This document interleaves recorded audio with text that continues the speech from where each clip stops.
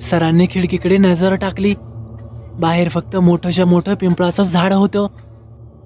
अरे तुम्ही कल्पना करताय, असं म्हणत सरांनी शिकवायला सुरुवात केली. त्या दिवशी संध्याकाळी शाळा रिकामी होत असताना एक विचित्र प्रसंग घडला.